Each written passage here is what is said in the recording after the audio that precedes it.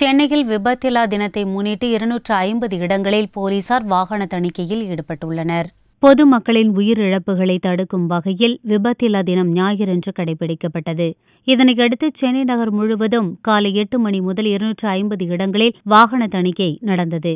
இதில் போக்குவரத்து போலீசாருடன் சட்டம் ஒழுங்கு போலீசாரும் இணைந்து வாகன தணிக்கையில் ஈடுபட்டனர். அப்போது ஹெல்மெட் அணியாமல் இருசக்கர வாகனங்களை ஓட்டி வந்தவர்கள் தடுத்து நிறுத்தப்பட்டனர். ஹெல்மெட் அணிந்து வர வேண்டும் என்று அவர்களுக்கு போலீசார் அறிவுரை கூறி அனுப்பி வைத்தனர். அதேபோன்று காரில் சீட் பெல்ட் அணியாமல் காரை ஓட்டி வந்தவர்களுக்கும் போலீசார் அறிவுரை கூறியதோடு போக்குவரத்து விழிப்புணர்வு பற்றிய துண்டு பிரசுரங்களையும் வழங்கினர். காவல் ஆணையாளர் அவருடைய உத்தரவுப்படி நம்முடைய காவல் அதிகாரிகள், போக்குவரத்து காவலர்கள் மற்றும் டிராஃபிக் வார்டன் அசோசியேஷன் எல்லாம் சேர்ந்து இன்னைக்கு ஒரு நாள் விபத்தில்லா சென்னையில் இன்னைக்கு விபத்தே நடக்கக்கூடாது.